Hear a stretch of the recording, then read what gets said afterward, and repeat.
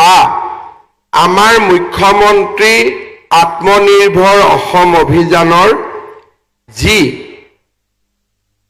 যাত্ৰা সেই যাত্ৰা আমি আৰম্ভ কৰিছিলোঁ সিদিনাখন আমি 25,277 গৰাকী উদ্যমী যুৱক যুৱতীক প্ৰথম কিস্তিৰ ধন আমি আগবঢ়াইছিলোঁ ইয়াৰে 25,056 গৰাকী আছিলে আমাৰ জেনেৰেল কেটেগৰীত আৰু 221 গৰাকী আছিলে ইঞ্জিনিয়াৰিং বা চিকিৎসা বিজ্ঞান পাছ কৰা প্ৰফেশনেল ডিগ্ৰী থকা যুৱক যুৱতী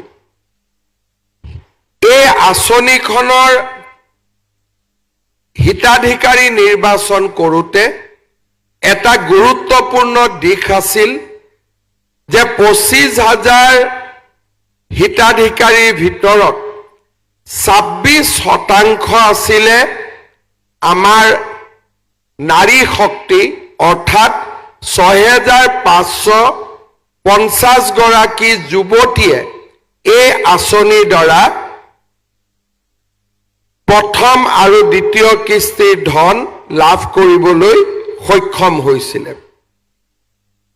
ইয়াৰ পিছত কেইবাটাও পৰ্যায় আমি পাৰ কৰিলোঁ 3 দিনৰ আমি ট্ৰেইনিং ললোঁ উদ্যম পোৰ্টেলত আমি নিজৰ নাম অন্তৰ্ভুক্তি কৰিলোঁ আজি আমাৰ এই যিটো যাত্ৰা এই যাত্ৰাটোৰ আজি এটা নিৰ্ণায়ক দিন আজিৰ দিনটো এই কাৰণে গুৰুত্বপূৰ্ণ নহয় যে আপোনালোকে আৰু 1 লাখ টকাকৈ লাভ কৰিব আজিৰ দিনটো এই কাৰণে গুৰুত্বপূৰ্ণ যে আমি আপোনালোকক প্ৰথম যি 1 লাখ টকা দিছিলোঁ তাক আপোনালোকে ভালদৰে ব্যৱহাৰ কৰি ইয়াত আহিবলৈ আপোনালোক সক্ষম হৈছে অৰ্থাৎ আজিৰ দিনটো এটা আমাৰ সকলোৰে বাবে ব্যক্তিগত সফলতাৰ দিন সাধাৰণতে অসমত ধাৰণা কৰা যায় যে আমি 1 লাখ টকা দিলোঁ লৰা ছোৱালীয়ে হয় মটৰচাইকেল কিনিব নহলে মোবাইল কিনিব আৰু চৰকাৰে দিয়া টকাৰে তেওঁলোকে কেতিয়াও ভাল কাম নকৰে আৰু এনেকুৱা এটা ধাৰণা কেৱল মাত্ৰ সাধাৰণ মানুহৰ মাজত আছে এনেকুৱা নহয় জনা শুনা মানুহেও এনেকুৱা ভাবে যে চৰকাৰে যি টকা দিয়ে পুঁজি দিয়ে ৰাইজে তাৰ উচিত ব্যৱহাৰ নকৰে বিশেষকৈ যুৱক যুৱতীসকলেও উচিত ব্যৱহাৰ নকৰে কিন্তু আজি আপোনালোক ইয়াত উপস্থিত থাকি এটা কথা প্ৰমাণ কৰিছে যে অসমত এতিয়া এটা নতুন যুৱ প্ৰজন্মৰ সৃষ্টি হৈছে যোনে কাম কৰিব খোজে আৰু কষ্টৰে নিজৰ জীৱন নিৰ্মাণ কৰিব খোজে আজিৰ এই দিনটো আপোনালোকৰ এটা ব্যক্তিগত সফলতাৰ দিন কাৰণ যেতিয়া হাতত 1 লাখ টকা পাইছিলোঁ এনেকুৱা নহয় যে মনত ইচ্ছা যোৱা নাছিলে কিন্তু আপোনালোকে সেই ইচ্ছা শক্তিক দমন কৰি এই 1 লাখ টকাৰ সুন্দৰ ব্যৱহাৰৰ বাবে প্ৰচেষ্টা কৰিছিলে কেইবাটাও ভিডিঅ' আৰু কেইবাজনো লৰাই বা ছোৱালীয়ে সামাজিক মাধ্যমত প্ৰকাশ কৰা সফলতাৰ কথা বতৰা আমি যোৱা দিনবোৰত নিজে প্ৰত্যক্ষ কৰিছিলোঁ কেইবাখনো মিটিঙত আমাক জিলা আয়ুক্তসকলে কৈছিলে যে অকল 1 লাখ টকাই নহয় বহু কেইগৰাকী যুৱকে পৰৱৰ্তী সময়ত PMEGP আৰু PMFMEৰ পৰাও ঋণ ল'বলৈ সক্ষম হৈছে। প্ৰায় 19 কোটি টকাৰ বেংকে আপোনালোকলৈকে স্বতন্ত্ৰভাৱে আমাৰ আঁচনিখনৰ লগত জড়িত নহয়, স্বতন্ত্ৰভাৱে আপোনালোকক ঋণ আগবঢ়াইছে। মই বিশ্বাস কৰোঁ এই আঁচনিখনত আমি যদি সঁচাকৈয়ে ইয়াক যদি আমি আৰু সুন্দৰ কৰাৰ বাবে প্ৰচেষ্টা কৰোঁ, আমাৰ বাবে যুৱক যুৱতীৰ বাবে এটা নতুন দিনৰ আৰম্ভণি হ'ব। মই পোনপ্ৰথমে আপোনালোকক কেইটামান সকলোৱে জনা কিন্তু সাধাৰণতে আমি আলোচনা নকৰা কেইটামান কথা মই আপোনালোকক ক'ব বিচাৰিছোঁ। প্ৰত্যেক বছৰে আমাৰ অসমত 5 লাখ ল'ৰা ছোৱালীয়ে মেট্ৰিক পৰীক্ষা দিয়ে আৰু মেট্ৰিক পৰীক্ষা নিদিয়াকৈ প্ৰায় 2 লাখ ল'ৰা ছোৱালীয়ে স্কুলৰ পৰা বিদায় লয়। তাৰমানে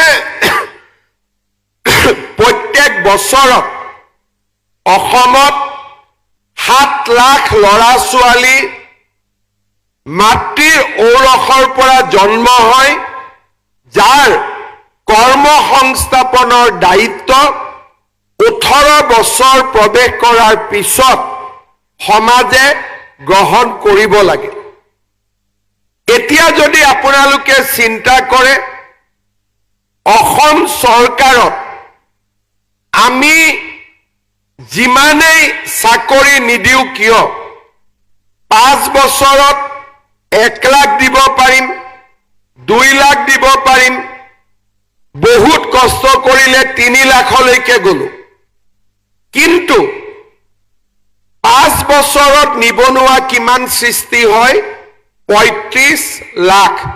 যদি 7 লাখ কৰি প্ৰত্যেক বছৰত আমি যুৱক যুৱতী 18 বছৰ বয়সক স্পৰ্শ কৰে বুলি যদি ধৰি লওঁ, এতিয়া এই আলোচনাৰ পৰা এটা কথা আমি বুজি উঠো যে চৰকাৰী চাকৰিয়ে আমাৰ যুৱক যুৱতীসকলক কৰ্মসংস্থাপন দি নিবনুৱা সমস্যা সমাধান কৰিব নোৱাৰে।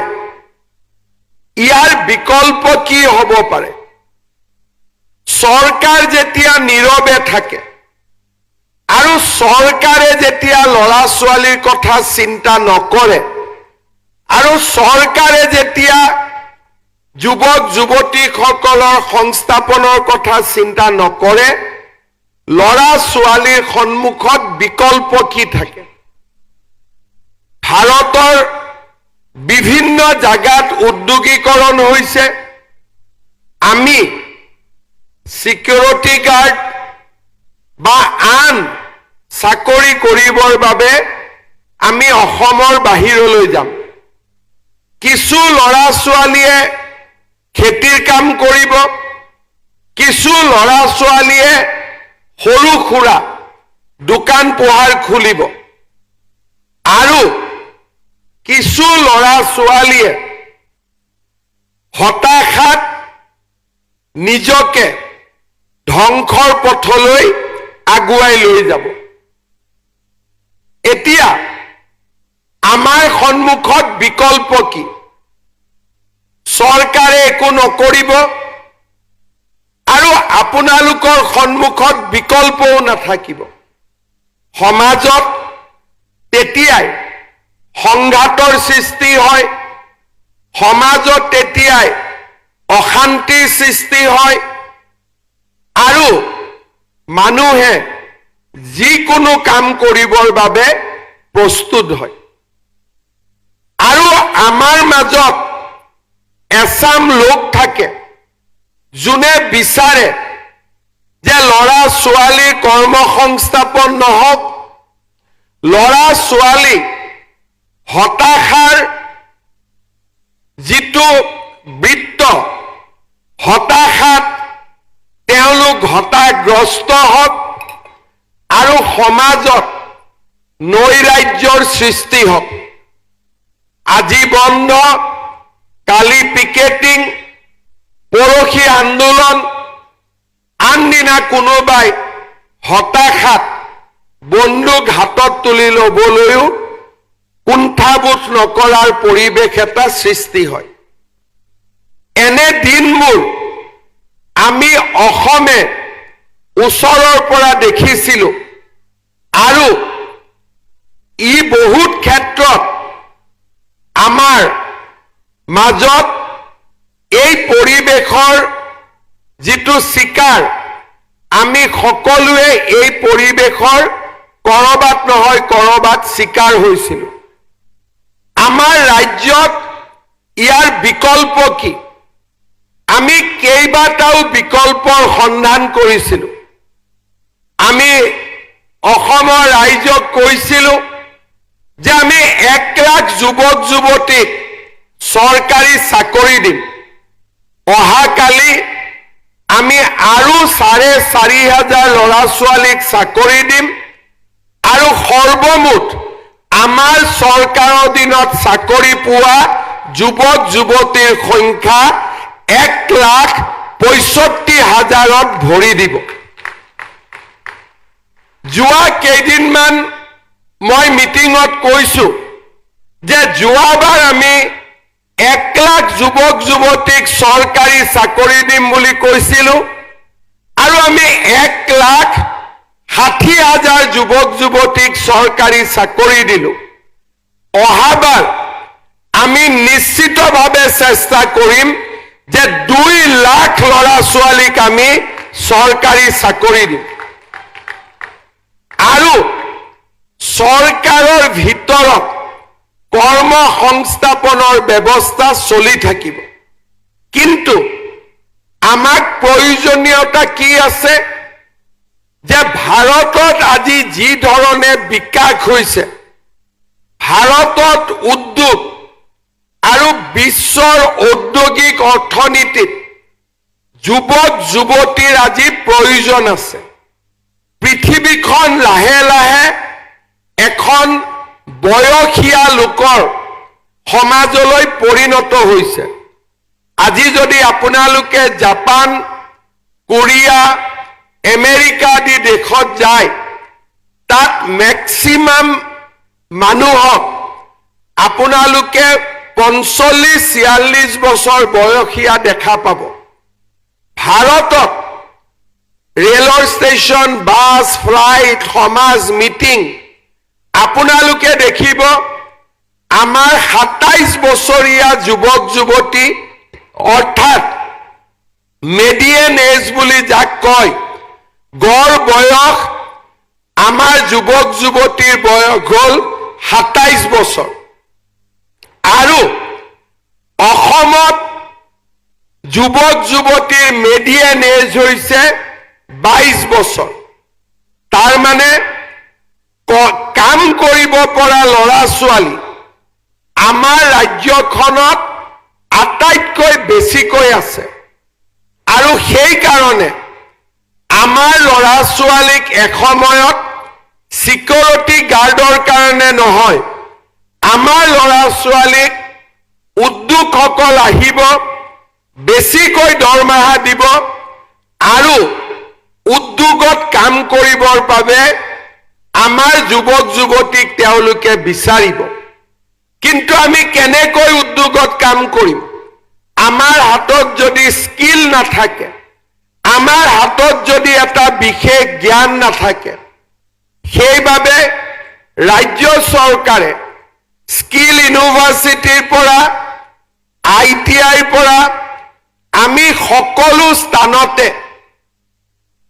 উদ্যমিতা বা স্কিল থকা, কোনোবাই কাৰ্পেণ্টাৰ, কোনোবাই ইলেক্ট্ৰিচিয়ান, কোনোবাই ইণ্ডাষ্ট্ৰী 4.0, য'ত নেকি আজিকালি আধুনিক কথাবোৰ আহি পৰিছে AI, VR, AR আৰু তাৰ লগতে বিভিন্ন financial service company secretariat chartered account GST expert আমি এই ধৰণৰ যুৱ শক্তি এটা নিৰ্মাণৰ প্ৰচেষ্টা কৰিছো তৃতীয়তে আমি অসমত উদ্যোগ আনিব চেষ্টা কৰিছো জাগিৰোডত সেমিকন্ডাক্টৰ ধুবুৰীত থাৰ্মেল পাৱাৰ ষ্টেচন আমাৰ নামৰূপত সাৰ কাৰখানা এই ডাঙৰ ডাঙৰ নলবাৰীত পেপচি এই ডাঙৰ ডাঙৰ উদ্যোগবিলাকত আমি ভাৰতৰ আন ৰাজ্যত নোযোৱাকৈ অসমৰ যুৱক যুৱতীক আমি নিযুক্তি দিয়াৰ বাবে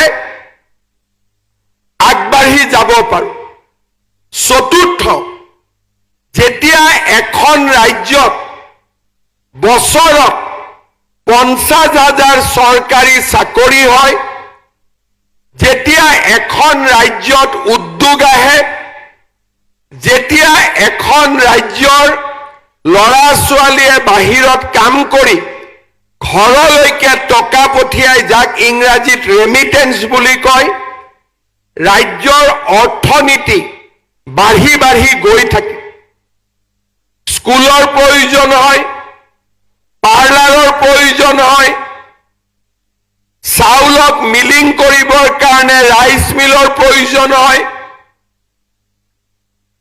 আজি মটৰ গাড়ীৰ প্ৰয়োজন হয় ট্ৰাকৰ প্ৰয়োজন হয় জেচিবিৰ প্ৰয়োজন হয় অৰ্থাৎ আমাৰ ৰাজ্যৰ অৰ্থনীতি বাঢ়ি যোৱাৰ লগে লগে আমাৰ ৰাজ্যৰ ভিতৰত আত্মসংস্থাপন সেলফ এমপ্লয়মেন্টৰ ৰাস্তা মুকলি হয় এখন যদি স্কুল আমি খুলো আমি 7 গৰাকী শিক্ষকক নিযুক্তি দিওঁ আমি যদি এখন বিউটি পাৰ্লাৰ খুলো 4 গৰাকী যুৱতীক আমি নিযুক্তি দিওঁ আমি যদি এখন অটো ৰিক্সা গাড়ীও কিনো 2জনৰ পৰা 3জন ল'ৰা ছোৱালীক আমি নিযুক্তি দিওঁ কেইবাখনো মেকানিকৰ দোকান আৰম্ভ হয় বিল্ডিং বনোৱাৰ লগে লগে বিল্ডিঙৰ তলত ফ্লেটৰ তলত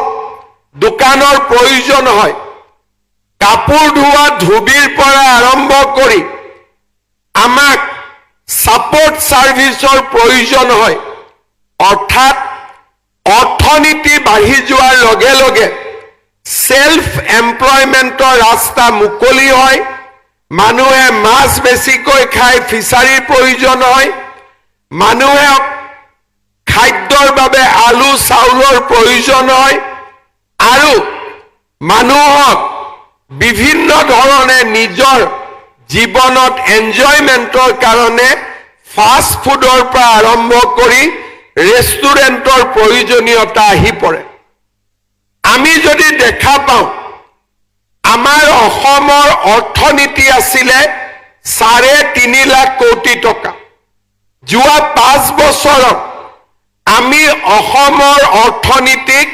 8.5 লাখ কোটি টকালৈকে লৈ আহিলো তাৰ মানে কি সহজ ভাষাত মই কৈছো বছৰত আমাৰ অসমত সকলো মানুহৰ গড় যদি মোৰ 10 টকা বিমল বৰাৰ 20 টকা গোটেই গোট খুৱাই দিওঁ অসমত উপাৰ্জন আছিলে 3.5 লাখ কোটি টকা এতিয়া আপোনাৰ ইনকাম মোৰ ইনকাম সকলো যদি যোগ কৰি দিওঁ এতিয়া অসমত মানুহৰ উপাৰ্জন হৈছে 8 লাখ কোটি টকা তাৰ মানে আমাৰ অৰ্থনীতি প্ৰত্যেক বছৰে বাঢ়ি বাঢ়ি গৈ আছে সেই কাৰণে উদ্যোগত কাম কৰাৰ উপৰিও উদ্যোগক সহায় কৰা সেৱা খণ্ডৰ বাবে কৃষি খণ্ডৰ বাবে ফিচাৰীৰ বাবে ডায়েৰীৰ বাবে আমাক আত্মসংস্থাপন কৰিব পৰা এছাম উদ্যোগী যুৱক লাগে আৰু সেই কাৰণে আমাৰ ৰাজ্য চৰকাৰে চৰকাৰী চাকৰিও খুলিছে আমাৰ ৰাজ্য চৰকাৰে যুৱক যুৱতীক স্কিল ট্ৰেইনিংও দিছে আমাৰ ৰাজ্য চৰকাৰে উদ্যোগও আনিছে আৰু আমাৰ ৰাজ্য চৰকাৰে আত্মসংস্থাপনৰ সুবিধাও দিছে ভাৰতত ইয়াত বহুত লৰা ছোৱালী আছে যোনে গুগল কৰিব জানে যোনে চাব জানে ভাৰতত কোনো ৰাজ্য নাপাব য'ত নেকি উইদাউট মৰ্টগেজ বা বেংকৰ লগত সম্পৰ্ক নকৰাকৈ ৰাজ্য চৰকাৰে আমাৰ যুৱক যুৱতীক 2 লাখ টকা ডাইৰেক্টলি বেংক একাউণ্টত জমা দিছে অসম আজি ভাৰতৰ ভিতৰতে এখন ব্যতিক্ৰমী প্ৰদেশ মোক প্ৰশ্ন কৰিছিলে বহুতে যে টকাটো যদি খাই যায় কি হ'ব তেতিয়া মই কৈছিলো যে অসমৰ যুৱক যুৱতীৰ ওপৰত মোৰ বিশ্বাস আছে এই টকা কোনেও নাখায় এই টকা ভাল কৰি ব্যৱহাৰ হ'ব আজি সেই দিনটো আহি পৰিছে 25,000 যুৱক যুৱতীৰ 12,976 গৰাকীয়ে আজি দ্বিতীয় আৰু তৃতীয় অৰ্থাৎ 75,000 25,000 আৰু 1 লাখ টকাৰ বাবে আজি যোগ্যতা অৰ্জন কৰিছে এতিয়া প্ৰশ্ন হ'ব বাকি 13,000ৰ কি হ'ল ইয়াৰ উত্তৰ মই দিব লাগিব প্ৰথম এই সময়ছোৱাত আবেদনত মই লিখিলো যে মই গৰু কিনিম গাখীৰৰ ব্যৱসায় কৰিম কিন্তু টকাটো পোৱাৰ পিছত মই খুলিলো গেলামালৰ দোকান বা মই খুলিলো ব্ৰইলাৰ ফাৰ্ম কাগজত খেলিমেলি হ'ল সেইকাৰণে তেওঁলোক আজি ইয়াত আহিব পৰা নাই মই উদ্যোগ বিভাগক অনুৰোধ কৰিম যে এটা আমি সুযোগ দিব লাগে যে পুৰণা ট্ৰেডৰ জায়গাত নতুন ট্ৰেডটো লিখিবৰ কাৰণে যাতে আজি নহয় কিস্তি ইয়াত পোৱা নাই তেওঁলোকক আমি 90 দিনৰ আৰু সুযোগ দিম অহা 90 দিনত তেওঁলোকে যদি প্ৰথম 1 লাখ টকা ব্যৱহাৰ কৰিব পাৰে তেতিয়াহ'লে অহা বছৰ 15 আগষ্টৰ আগতে আমি তেওঁলোককো আৰু 1 লাখ টকাটো দিয়াৰ আমি ব্যৱস্থা কৰিম তাৰ মানে আজি নহয় মানে ফেল কৰা বুজোৱা নাই আজি নহয় মানে 60 নম্বৰ পাব লাগে আমি 50 পাইছো আৰু কষ্ট কৰিলে আমি 10 নম্বৰ পাব পাৰিম হয়তো আজি 13,000 পালে বাকি সকলে 3 মাহ দেৰিকৈ পাব নিৰাশ আৰু হতাশা হোৱাৰ কোনো কাৰণ নাই কিন্তু মোক কোৱা মতে 1,500-2,000 লৰা ছোৱালীয়ে একেবাৰে টকাটো খৰচ কৰা নাই তেওঁলোকক মই কিমান সহায় কৰিব পাৰিম ময়ো নাজানো কিন্তু যি সকলে টকাটো খৰচ কৰিছে কিন্তু অলপ পিছ পৰি আছে তেওঁলোকক আমি নিশ্চিতভাৱে আৰু 1 লাখ টকা দিয়াৰ বাবে চেষ্টা কৰিম এতিয়া আপোনালোকে মনত ভাবিব যে আজি আমি 1 লাখ টকা পালো আজিৰ পৰা আমাৰ দায়িত্ব শেষ হ'ল নহয় এতিয়া আমি ইয়াৰ নতুনকৈ আৰু এটা কাম আৰম্ভ কৰিছো বেংক বিলাকৰ লগত আমি কথা পতা আৰম্ভ কৰিছো আমাৰ লক্ষ্য হ'ব যি সকলে এই 2 লাখ টকা ভাল কৰি খৰচ কৰে তেওঁলোকক আমি বেংকলৈকে স্পন্সৰ কৰিম আৰু বেছি লোনৰ বাবে আৰু তাতো লোনৰ কাৰণে আপোনালোকক আমি স্পন্সৰ কৰিম আৰু তাতো বেংকক আপোনালোকে যি সুদ দিব লাগিব তাৰো 1% সুদৰ দায়িত্ব ৰাজ্য চৰকাৰে বহন কৰিব যাতে আপোনালোকে নিজক প্ৰতিষ্ঠা কৰিব পাৰে ইতিমধ্যে কেইবাজনো যুৱক যুৱতীয়ে ডাঙৰ লোন ল'ব পাৰিছে মই state bank of India, Punjab national bank, কেইবাটাও বেংকৰ লগত কথা পাতিছো। আপোনালোকৰ ইয়াত 12,000 ল'ৰা ছোৱালী আছে, টোটেল টাৰ্গেট 25,000, বাকী 75,000 মেচিউৰ্ড হওঁতে আৰু 1 বছৰ লাগিব। আপোনালোকে যাতে বেংকৰ পৰা মুদ্ৰা লোন, PMEGP, PMFNE উইথ ৰাজ্য চৰকাৰে সুতৰ ক্ষেত্ৰত 1% সহায় কৰাৰ লিংকেজ কৰি আমি আপোনালোকক বেংকতো লোন দিয়াৰ বাবে আমি আগলৈ গৈ আমি প্ৰচেষ্টা কৰিম। আৰু আপোনালোকক মই মাত্ৰ এটাই অনুৰোধ কৰিম, 5 বছৰ আপোনালোকে আমাক 1 টকাও ঘূৰাই দিব নালাগে। আজি কেই চন? 2026 চন। কিন্তু 2031 চনৰ পৰা সৰু এটা ইনষ্টলমেণ্টত আপোনালোকে আমাক টকাটো ঘূৰাই দিব। ঠিক আছে? ঘূৰাই দিব নে নিদিব? কেতিয়া ঘূৰাই দিব? 2031 চনত। কিন্তু 2031 যদি কোনোবাই পাহৰি যায়, নিজৰ সিভিল স্কোৰটো কিন্তু বেয়া হৈ যাব। কেতিয়া নালাগে, 5 বছৰ আপোনালোকে প্ৰতিষ্ঠা হওক। এতিয়াতো আপোনালোকক আমি আৰু দিম। মুদ্ৰা লোন, বেংকত বোলে ইণ্টাৰেষ্ট 12%, তাৰো কিছু ইণ্টাৰেষ্ট আমি আপোনালোকৰ হৈ দিম, যাতে আপোনালোকে নিজক এষ্টাব্লিছ কৰিব পাৰে। কিন্তু 31ত আপোনালোকে লাহে লাহে সৰু সৰু ইনষ্টলমেণ্টত 5-6 হাজাৰ টকাৰ এটা ইনষ্টলমেণ্ট কৰি দিম। সৰু সৰু ইনষ্টলমেণ্টত আপোনালোকে আমাক টকাকেইটা ঘূৰাই দিব, যাতে এই টকাৰে আপোনালোকৰ ভাইটি ভণ্টিক আমি আৰু বেছিকৈ লোন দিব পাৰোঁ। ভাল হ'বনে বেয়া হ'ব? এতিয়া আপোনালোকক আজি 25,000ক আমি আগতে দিছিলোঁ, কেইদিনমান আগতে আমি 75,000ক দিলোঁ। এই 1 লাখ যুৱক যুৱতীয়ে যদি টকাখিনি ভাল কৰি খৰচ কৰে, মোৰ মনটো অলপ বেছি ডাঙৰ। আকাশখন দেখিলে মোৰ আকাশখন চু চু লাগি থাকে, কিন্তু মানুহে জঁপিয়াই চুব নোৱাৰে। কিন্তু সৰুৰ পৰাই মোৰ এইটো স্বভাৱ, জাপ মাৰি থাকো মাজে মাজে আকাশখন হাতত লাগে নেকি। অহাবাৰ মই চেষ্টা কৰিম 10 লাখ ল'ৰা ছোৱালীক 2 লাখ কৰি টকা দিবৰ বাবে। তাৰ মানে প্ৰতি সমষ্টিত কিমান হ'ব? 8,000 ল'ৰা ছোৱালী। আমি এটা অসমত নতুন যুৱ আন্দোলন নিৰ্মাণ কৰিব পাৰিম। অখিল গগৈ আন্দোলনটো নহয়, মোৰ আন্দোলনটো, যিটোত মানুহে কাম কৰিব, মানুহে কৰ্ম সংস্থাপন সৃষ্টি কৰিব আৰু আপোনালোক নিজে নিয়োগকৰ্তা হ'ব। চাকৰি নহয়, আপোনালোকে মানুহক চাকৰি দিব।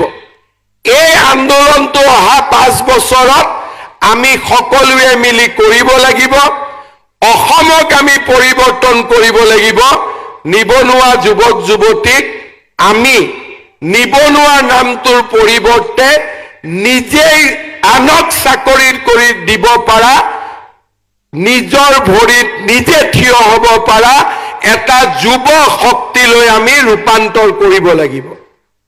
আৰু মই আপোনালোকৰ বহু কেইজনৰ ভিডিঅ' দেখিছো, কাম দেখিছো, আৰু মই বিশ্বাস কৰোঁ আমি একেলগে যদি এনেকে কাম কৰি থাকো, আমি নিশ্চিতভাৱে আমাৰ উদ্দেশ্যত আমি সফল হমেই, তাত কোনো সন্দেহ নাই। আজি মই পুনৰবাৰ আপোনালোকক মই মোৰ বহুত বহুত শুভেচ্ছা জনাইছো, অভিনন্দন জনাইছো। আজি আপোনালোকে 1 লাখ টকা একেলগে পাব। 2031ত অলপ অলপ কৰি ঘূৰাই দিব। 2 লাখ ঘূৰাই দিব নালাগে, 1 লাখ ঘূৰাই দিব। আৰু 1 লাখ টকাৰো সুদ দিব নালাগে, বিনা সুদত মাত্ৰ 1 লাখ টকাটো সৰু সৰুকৈ আপোনালোকে ঘূৰাই দিব। বহুত বহুত অভিনন্দন জনালো। কিন্তু গোটেই কথাবোৰ যে মই ক'লো আপোনালোকে বুজিলে নে নাই? কোনে কোনে বুজিলে হাত দাঙক। চবে বুজিলে যদি বুজিলে অসমখন যদি এনেকৈ ধুনীয়া হ'ব লাগে অহাবাৰ চৰকাৰৰ বাবে কাক ভোট দিব লাগিব কাক ভোট দিব লাগিব পাক্কা সঁচাই কৈছে তেতিয়াহ'লে মই নিশ্চিত চৰকাৰো আহিব অসমৰ যুৱক যুৱতীৰ সোণালী সুদিনো উভতি আহিব এই আশাৰে আপোনালোকক ধন্যবাদ জনালো মোৰ লগত আকৌ এবাৰ ক'ব ভাৰত মাতা কি বন্দে নৰেন্দ্ৰ মোদী জয় আই অসম শেষত মাত্ৰ এটা কথাৰে সামৰণি মাৰিম সকলো সফলতাৰ পিছফালে এছাম লোকে বহুত কষ্ট কৰে উদ্যোগ মন্ত্ৰী Bimal Bora additional chief secretary Ekka আমাৰ কমিশনাৰ সেক্ৰেটাৰি লক্ষ্মণন এনেকে বহুত ডাঙৰ টিম এটাই সিএম ফেলোসকলক লৈ আপোনালোকৰ বাবে কাম কৰি আছিলে মই তেওঁলোকৰ বাবে আপোনালোকক এটা হাত চাপৰি মাৰিবৰ বাবে অনুৰোধ কৰিম বহুত বহুত ধন্যবাদ জয় হিন্দ বন্দে মাতৰম